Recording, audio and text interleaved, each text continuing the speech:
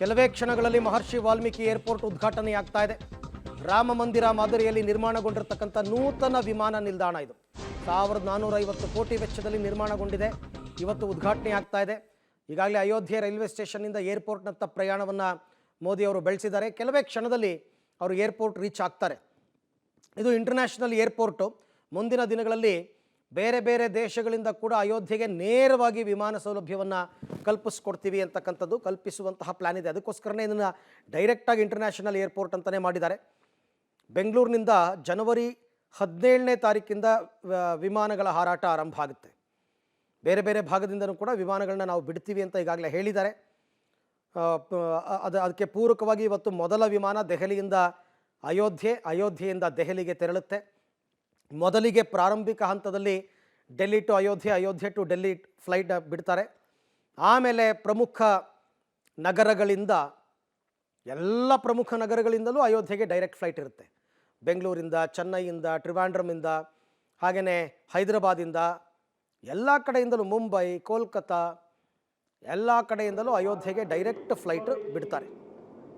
ಮುಂದಿನ ದಿನಗಳಲ್ಲಿ ಅದರ ಅಗತ್ಯತೆಯನ್ನು ನೋಡಿಕೊಂಡು, ಬುಕ್ಕಿಂಗ್ಸನ್ನು ನೋಡಿಕೊಂಡು ತೀರ್ಮಾನವನ್ನು ತಗೊಳ್ತಾರೆ. ಬಟ್ ಇವತ್ತು ಕೆಲವೇ ಕ್ಷಣದಲ್ಲಿ ಮಹರ್ಷಿ ವಾಲ್ಮೀಕಿ ಏರ್ಪೋರ್ಟ್ ಉದ್ಘಾಟನೆ ಆಗ್ತಾ ಇದೆ. ಈ ಏರ್ಪೋರ್ಟ್ನ ವಿಶೇಷತೆ ಏನಪ್ಪ ಅಂದರೆ, ರಾಮ ಮಂದಿರದ ಮಾದರಿಯಲ್ಲೇ ಏರ್ಪೋರ್ಟ್ ನಿರ್ಮಾಣ ಆಗಿದೆ. ರಾಮ ಮಂದಿರದ ಮಾದರಿಯಲ್ಲೇ ಏರ್ಪೋರ್ಟ್. ಮೊದಲು ಇದಕ್ಕೆ ಮರ್ಯಾದಾ ಪುರುಷೋತ್ತಮ್ ಶ್ರೀರಾಮ್ ಇಂಟರ್ನ್ಯಾಷನಲ್ ಏರ್ಪೋರ್ಟ್ ಅಂತ ಹೆಸರಿಡ್ತಾರೆ ಅಂತ ಬಹಳ ಚಾಲ್ತಿಯಲ್ಲಿತ್ತು.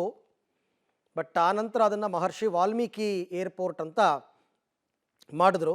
ಇದು ಅಯೋಧ್ಯೆ ಸಿಟಿಯಿಂದ 15 ಕಿಲೋಮೀಟರ್ ದೂರದಲ್ಲಿದೆ. ಪ್ರತಿ ವರ್ಷ 10 ಲಕ್ಷ ಪ್ರಯಾಣಿಕರು ಈ ಏರ್ಪೋರ್ಟ್ನಲ್ಲಿ ಟ್ರಾವೆಲ್ ಮಾಡ್ತಾರೆ ಅಂತಕ್ಕಂಥ ಎಕ್ಸ್ಪೆಕ್ಟೇಷನ್ಸ್ ಇದೆ. ಜನವರಿ 6ನೇ ತಾರೀಕಿಂದ ವಿಮಾನಗಳ ಸಂಚಾರ ಅಧಿಕೃತವಾಗಿ ಆರಂಭ ಆಗುತ್ತೆ. ಜನವರಿ 6ನೇ ತಾರೀಕಿಂದ ಉದ್ಘಾಟನೆ ಅಷ್ಟೊತ್ತಿಗೆಲ್ಲ ವಿಮಾನಗಳಿರುತ್ತೆ. ಅದು ಅಡ್ವಾನ್ಸ್ ಟಿಕೆಟ್ ಬುಕ್ಕಿಂಗ್ಸ್ ಇರುತ್ತೆ. ಅವೆಲ್ಲ ನೋಡಿಕೊಂಡು ಹೋಗ್ತಕ್ಕಂಥವ್ರು ಫ್ಲೈಟ್ಗಳನ್ನ ಬುಕ್ ಮಾಡಿಕೊಂಡು ಪ್ರಯಾಣವನ್ನು ಮಾಡ್ಬೋದು. ಇನ್ನು ಮುಂದಿನ 1 ವರ್ಷ ನಾನು ಹೇಳ್ತಾ ಇದ್ನಲ್ಲ, ಮುಂದಿನ 1 ವರ್ಷ ಅಯೋಧ್ಯೆಗೆ ಜನವೋ ಜನ. ಅವರೆಲ್ಲನೂ ಯುಟಿಲೈಸ್ ಮಾಡ್ಕೋತಾರೆ. ಫ್ಲೈಟು ಯುಟಿಲೈಸ್ ಮಾಡ್ಕೋತಾರೆ, ರೈಲುಗಳನ್ನು ಯುಟಿಲೈಸ್ ಮಾಡ್ಕೋತಾರೆ ಜನ. ಅದಕ್ಕೆ ಬೇಕಾದ ವ್ಯವಸ್ಥೆಯನ್ನು ಉತ್ತರ ಪ್ರದೇಶ ಸರ್ಕಾರ ಮಾಡಿಕೊಡುತ್ತೆ. ಯಾಕೆ ಅಂತಂದರೆ ಇದು ಅಯೋಧ್ಯೆ ಭಾರತ ಹಿಂದೂಗಳ ಧಾರ್ಮಿಕ ಕೇಂದ್ರವಾಗಿದೆ. ಪ್ರತಿಯೊಂದು ಧರ್ಮಕ್ಕೂ ಹೇಗೆ ಪವಿತ್ರ ಕ್ಷೇತ್ರಗಳು ಅಂತ ಇರುತ್ತೆ, ಹಿಂದೂ ಧರ್ಮಕ್ಕೆ ಇನ್ನು ಮುಂದೆ ಅಯೋಧ್ಯೆ ಧಾರ್ಮಿಕ ಕೇಂದ್ರವಾಗುತ್ತೆ. ಅಲ್ಲಿಗೆ ದೇಶದ ಎಲ್ಲ ಕಡೆಯಿಂದಲೂ ಕೂಡ ಭಕ್ತಾದಿಗಳು ಬರ್ತಾರೆ. ಹಾಗಾಗಿ ಇಷ್ಟೆಲ್ಲ ತ್ವರಿತಗತಿಯಾಗಿ ವ್ಯವಸ್ಥೆಯನ್ನು ಮಾಡಿರೋದು. ಈ ಬಗ್ಗೆ ಮತ್ತಷ್ಟು ಮಾಹಿತಿ ನನ್ನ ಕೊಲೀಗ್ ಶಬೀರ್ ಅವರಿಂದ ಪಡೆಯೋಣ. ಶಬೀರ್, ಈಗ ಪ್ರಧಾನಿ ಮೋದಿ ಅವರು ಅಲ್ಲಿಂದ ಪಾಸ್ ಆದ್ರ ಹೇಗೆ, ಏನು ಇನ್ಫಾರ್ಮೇಷನ್ ಇದೆ ಈಗ ಸದ್ಯಕ್ಕೆ?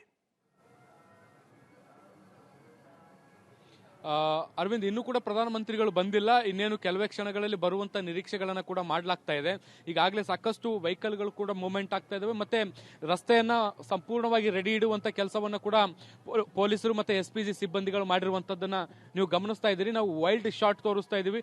ಪ್ರಧಾನಿ ಮಂತ್ರಿಗಳು ಬರ್ತಾ ಇರುವಂತಹ ರಸ್ತೆಯನ್ನ ಸಂಪೂರ್ಣವಾದಂತಹ ಭದ್ರತೆಗೆ ತಯಾರಿಯನ್ನ ಮಾಡ್ಕೊಂಡು ನಿಂತ್ಕೊಂಡಿರುವಂತದ್ದು. ಯಾವುದೇ ಕ್ಷಣದಲ್ಲೂ ಕೂಡ ಪ್ರಧಾನಮಂತ್ರಿಗಳು ಬರುವಂತ ಸಾಧ್ಯತೆಗಳನ್ನ ನಾವಿಲ್ಲಿ ನಿರೀಕ್ಷೆ ಮಾಡಬಹುದು.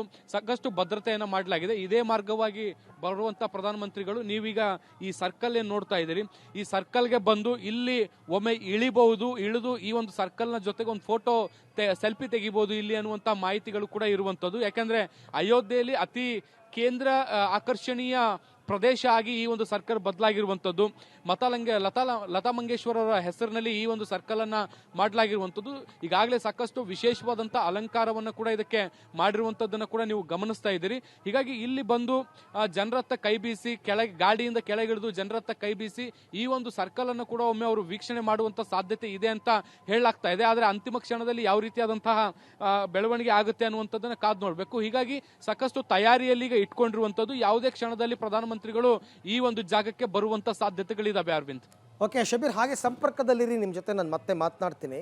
ಇದೆಲ್ಲದರ ಬಗ್ಗೆ ಇನ್ನೂ ಕೂಡ ಅಲ್ಲಿಂದ ಪಾಸ್ ಆಗಿಲ್ಲ ಅಂದರೆ ವಾಪಸ್ ಅವ್ರು ಏರ್ಪೋರ್ಟ್ ಕಡೆ ಪ್ರಯಾಣವನ್ನು ಬೆಳೆಸಿಲ್ಲ ಅಂತಕ್ಕಂಥ ಲೇಟೆಸ್ಟ್ ಇನ್ಫಾರ್ಮೇಷನ್ ನನ್ನ ಕೊಲೀಗ್ ಶಬೀರ್ ಕೊಟ್ಟಿದ್ದು.